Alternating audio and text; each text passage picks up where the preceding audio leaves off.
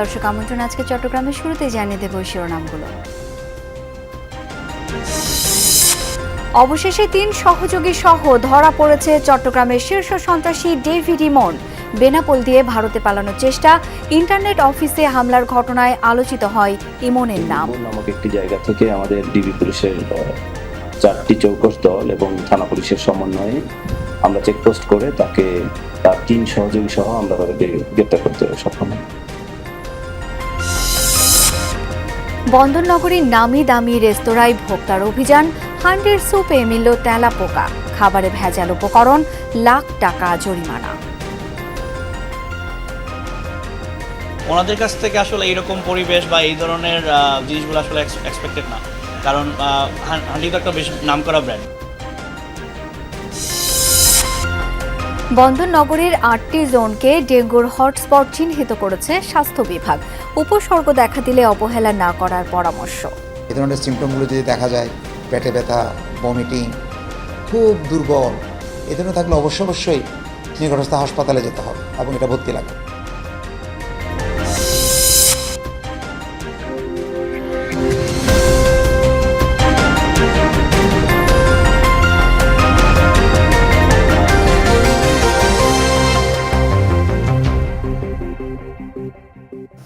দর্শক আমন্ত্রণ আজকে চট্টগ্রামে, আপনাদের সাথে আছি আমি শাওন দত্ত। এতক্ষণ শিরোনামগুলো দেখছিলেন। অবশেষে ধরা পড়েছে চট্টগ্রামের বহুল আলোচিত দুর্ধর্ষ শীর্ষ সন্ত্রাসী ডেভিড ইমন। যশোরে 3 সহযোগী সহ তাকে গ্রেপ্তারের পর চট্টগ্রামে আনা হচ্ছে। যশোর সীমান্ত দিয়ে পালানোর চেষ্টায় ছিলেন বলে দাবি পুলিশের।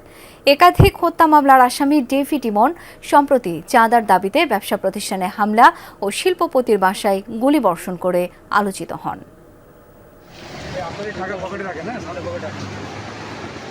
ভোরে যশোর সদর উপজেলার ঝুমঝুমপুর এলাকায় পুলিশের অভিযানে ধরা পড়েন বহুল আলোচিত শীর্ষ সন্ত্রাসী মোবারক হোসেন ওরফে ডেভিড ইমন ও তার 3 সহযোগী। এরপর কড়া নিরাপত্তায় চট্টগ্রামে আনা হয় তাদের।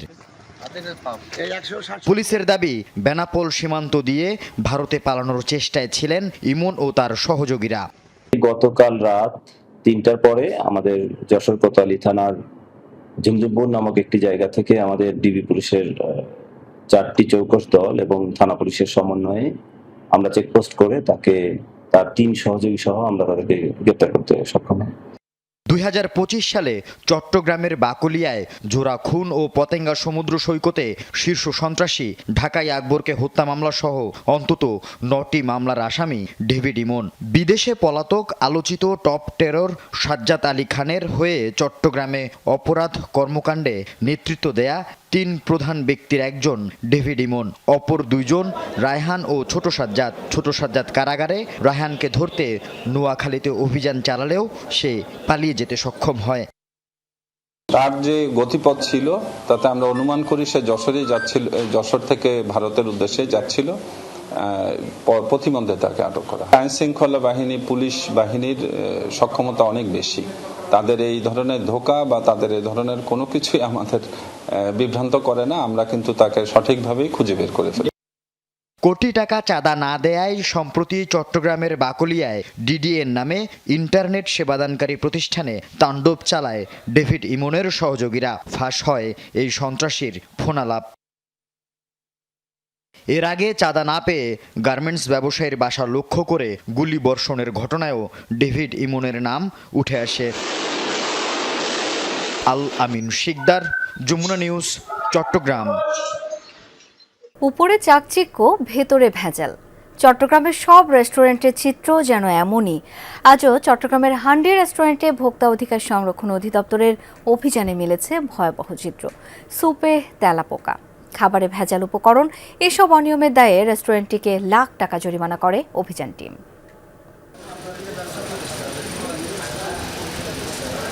রান্না করা স্যুপে তেলাপোকা, রান্নাঘরের পরিবেশও অপরিচ্ছন্ন, দুর্গন্ধময়। খাবারে ব্যবহৃত হচ্ছে মেয়াদোত্তীর্ণ উপকরণও। দুপুরে চট্টগ্রামের দামপাড়ায় হান্ডি রেস্টুরেন্টে ভোক্তা অধিকার সংরক্ষণ অধিদপ্তরের অভিযানে মিলেছে এ চিত্র। রেস্টুরেন্টটিকে 1 লাখ টাকা জরিমানা করা হয়। অভিযান টিম জানায় এর আগেও খাবারে ভেজাল মশলা, ক্ষতিকারক রাসায়নিক ব্যবহার এবং পচাবাসি খাবার পরিবেশনের দায়ে হান্ডি রেস্টুরেন্টকে জরিমানা করা হয়েছিল। এই ঘটনা জেনে ক্ষোভ প্রকাশ করেন ভোক্তারা। ওনাদের কাছ থেকে আসলে এইরকম পরিবেশ বা এই ধরনের জিনিসগুলো আসলে এক্সপেক্টেড না, কারণ হান্ডি তো একটা বেশ নাম করা ব্র্যান্ড, বাট সো মানুষজন এখানে আসলে ফ্যামিলি নিয়ে আসে খেতে, বা যারাই আসে তারা একটা এক্সপেকটেশন নিয়ে আসে যে তারা আসলে হাইজিনিক ওয়েতে ফুড সার্ভ করবে। যে অবস্থা দেখলাম আজকে, মানে কারে বিশ্বাস করবো ভাই? এখন যদি অথরিটি মনে করে যে আপনি মরে যান, আমি টাকা কামাইতেছি, কিন্তু না, এটা হওয়ারই নেই। এটার লাইবিলিটিস আপনার জেনারেশন পরে যা পড়বে কোনো না কোনোভাবে। ওরা 15,000 1 লাখ টাকা করলো, এগুলো ওদের জন্য একদিনের ওখানে, কিন্তু ওদেরকে পানিশমেন্ট করতে হবে 1 সপ্তাহ 100 দিন অথবা 1 মাসের মতো সিলগালা করতে হবে। তবে রেস্টুরেন্ট কর্তৃপক্ষের দাবি তেলাপোকা পাওয়া স্যুপ ক্রেতাদের পরিবেশনের জন্য নয়, কর্মচারীদের জন্য আলাদা করে রাখা হয়েছিল। এছাড়াও অনিয়ম দূর করতে প্রয়োজনীয় ব্যবস্থা গ্রহণের অঙ্গীকার করেন তারা। জাস্ট এতগুলো স্যুপ এটা কোনো ফলাফল খাওয়ার জন্য রাখছে, ওইখানে হয়তো ইয়া হয়েছে, কিন্তু এখানে এটা সেলের জন্য এতগুলো স্যুপ রাখার কোনো মানে হয় না। এগুলো কেউ সেল করবে না যে আমি এইটা আর কতটুকু জিনিস। আর যে ময়লার কথা, এটা হচ্ছে অনগোয়িং প্রসেস, এটা কন্টিনিউ পরিষ্কার করতে হয়, রেস্টুরেন্টে কন্টিনিউ কাজ হয়। ভোক্তা অধিকার সংরক্ষণ অধিদপ্তর বলছে, খাবারের মান ও স্বাস্থ্যবিধি নিশ্চিত করতে প্রতিটি রেস্টুরেন্টে অভিযান চলবে। অনিয়ম করলে কাউকে ছাড় নেই। আমার ঘরে খাবার যেরকম হবে, আমার ব্যবসা প্রতিষ্ঠানের খাবার যেন সেরকম হয়। শুধু খাবার না, অন্য যে কোনো পণ্যের ক্ষেত্রে এবং সেবার ক্ষেত্রে আপনি যেরকম চান ঠিক সেরকমটা যদি আপনি প্রোভাইড করতে পারেন, চেষ্টা করেন অন্তত, আমরা আইনগতভাবে ব্যবস্থা গ্রহণ করব। আর এরপরও যদি আইন অমান্য করে, আমরা সর্বোচ্চ আইনের প্রয়োগ করব। এদিন আরও কয়েকটি প্রতিষ্ঠানে অভিযান চালিয়ে কর্তৃপক্ষকে সতর্ক করে অভিযান টিম। শহীদুল সুমন, যমুনা নিউজ, চট্টগ্রাম। চলতি মাসে চট্টগ্রামে ডেঙ্গু আক্রান্তের সংখ্যার রেকর্ড ছাড়িয়েছে। 29 দিনে আক্রান্ত 473 জন, যা বছরের প্রথম 6 মাসের প্রায় দ্বিগুণ। ডেঙ্গুর পাশাপাশি আছে হামের প্রকোপ। চট্টগ্রামের সরকারি বেসরকারি সব হাসপাতালেই বাড়ছে আক্রান্ত রোগীর চাপ।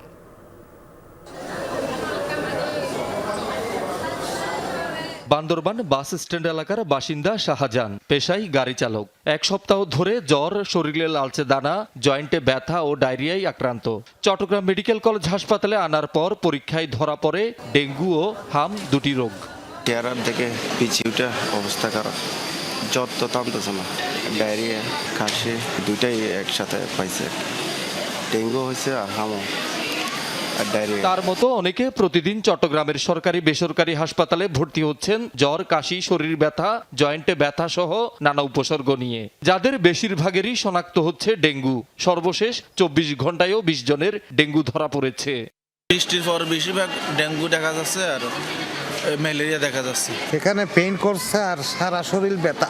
অতিরিক্ত মশা, কোনটা ডেঙ্গু মশাটা আমরা বলতে পারবো না, স্বাভাবিক মশা আছে। টার্মিনালে ওইটা একটু পরিষ্কার কম, যার কারণে মানে ওখান থেকে হইতে পারে। দরকার পর এমন ব্যথা শরীরে কাকে বলে বোঝানোর মতো না, আমার দুনিয়া উল্টে ফেলতেছি তখন আমি। স্বাস্থ্য অধিদপ্তরের তথ্য মতে জানুয়ারি থেকে জুন পর্যন্ত গত 6 মাসে চট্টগ্রামে ডেঙ্গু আক্রান্ত হয়েছেন 298 জন, আর জুলাই মাসের 29 দিনেই আক্রান্ত 473 জন। সব মিলিয়ে মোট আক্রান্ত 771 জন, মৃত্যু হয়েছে 3 জনের। কোতোয়ালি, বন্দর, আন্দরকিল্লা, হালিশহর, বাকলি, এই সমস্ত এলাকা আমরা ঝুঁকিপূর্ণ এলাকা চিহ্নিত করে আমরা সিটি কর্পোরেশন প্রধান পরিচালনা কর্মকর্তাকে আমরা চিঠি দিয়েছি। ওই এলাকাগুলোতে যাতে বেশি বেশি ফগিং করতে পারে, বেশি বেশি লার্ভিসাইড ইউজ করতে পারে, আমরা সেই জন্য পরামর্শ দিয়েছি। জ্বর, শ্বাসকষ্ট বা অন্যান্য উপসর্গ দেখা দিলে অবহেলা না করার পরামর্শ চিকিৎসকদের। এই ধরনের সিমটমগুলো যদি দেখা যায়, পেটে ব্যথা, ভমিটিং, খুব দুর্বল, স্বাভাবিকের চেয়ে অনেক বেশি দুর্বল, চলাফেরা করতে কষ্ট হচ্ছে, প্রেশার মাপলে প্রেশার স্বাভাবিকের চেয়ে অনেক কম, এমন হয় যে এটা সিনকোপাল অ্যাটাক, দাঁড়াইতে পারে না, পড়ে যাচ্ছে, এগুলো এই ধরনের থাকলে অবশ্যই নিকটস্থ হাসপাতালে যেতে হবে এবং এটা ভর্তি লাগবে। বন্দরনগরীর 8টি জোনকে ডেঙ্গুর হটস্পট হিসাবে চিহ্নিত করেছে স্বাস্থ্য বিভাগ। শহীদুল সুমন, যমুনা নিউজ, চট্টগ্রাম। এ পর্যায়ে একটু রাঙামাটির ডেঙ্গু পরিস্থিতি জেনে নেব। যুক্ত হচ্ছেন সহকর্মী শামসুল ইসলাম। শামসুল, রাঙামাটিতে এখন পর্যন্ত ডেঙ্গু আক্রান্ত রোগীর সংখ্যা কেমন এবং মানুষের মধ্যে এই বিষয়ে সচেতনতা কতটা দেখছেন?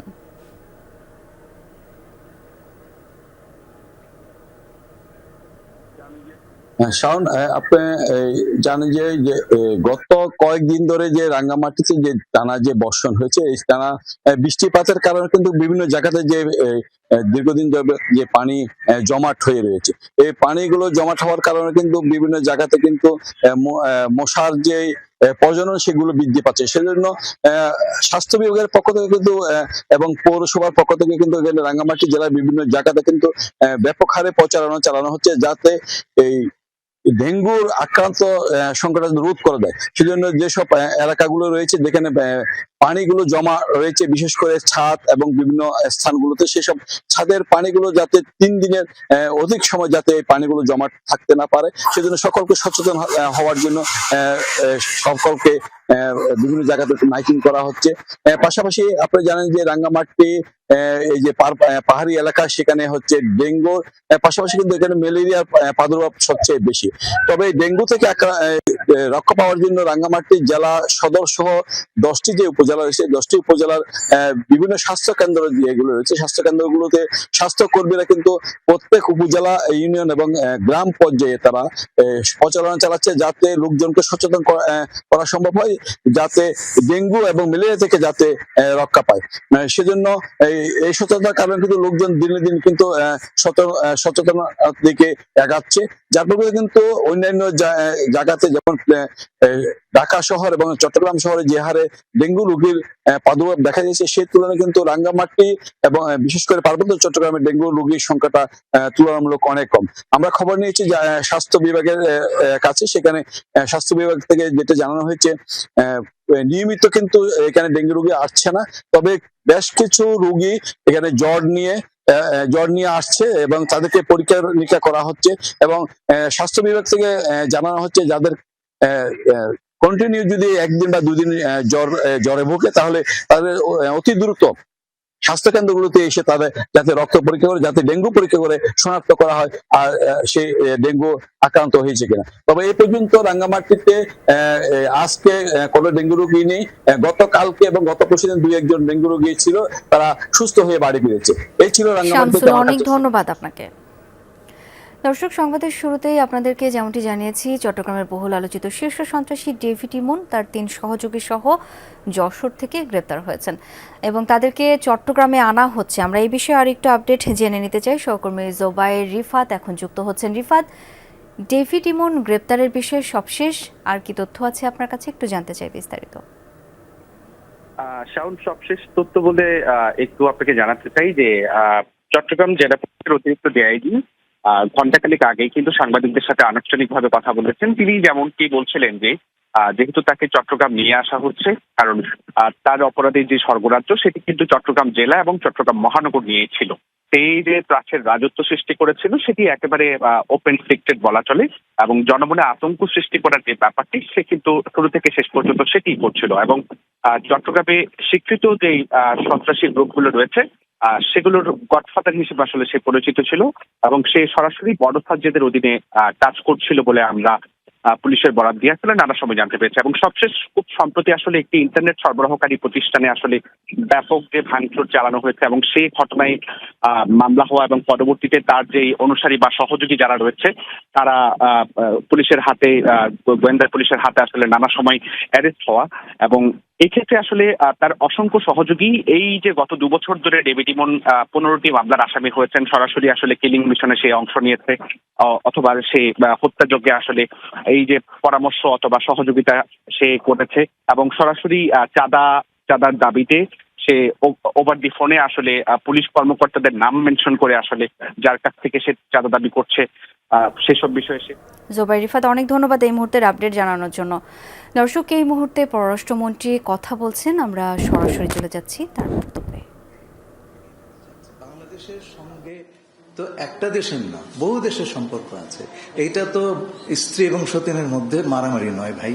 হ্যাঁ, এটা হচ্ছে স্বার্থের ভিত্তিতে সম্পর্ক। যেখানে আমাদের স্বার্থ আমরা সেখানে যাব। ধন্যবাদ। 18 মাস বয়সী শিশু শেহজাদ যেন অপার বিষয়। যে বয়সে শিশুরা হাঁটা ও কথা বলা শেখে, সেই বয়সে ইংরেজি ভাষার দক্ষতায় চমকে দিয়েছে সবাইকে তাকে গ্র্যান্ড মাস্টার স্বীকৃতি দিয়েছে এশিয়া বুক অব রেকর্ডস। খাগড়াছড়ির এই শিশুর অনন্য অর্জনে পুরো জনপদ ভাসছে আনন্দে। সকালে নাস্তা করেছো? এর ইংরেজি কি হবে? আমার অনেক পানি পিপাসা লেগেছে, এর ইংরেজি কি হবে? খাগড়াছড়ির সবুজ পাহাড়, নির্মল প্রকৃতির জনপদে বেড়ে ওঠা 18 মাস বয়সী শিশু শেহজাদ। এই বয়সে ইংরেজিতে তার দক্ষতা অতুলনীয়। এজন্য এশিয়া মহাদেশে স্বীকৃতি প্রদানকারী সংস্থা এশিয়ান বুক অব রেকর্ডস তাকে গ্র্যান্ড মাস্টার খেতাব দিয়েছে। যে বয়সে অন্য শিশুরা হাঁটতে আর কথা বলতে শেখে, সেই বয়সে শেহজাদের অনন্য অর্জনে খুশি পরিবার, প্রতিবেশী সবাই।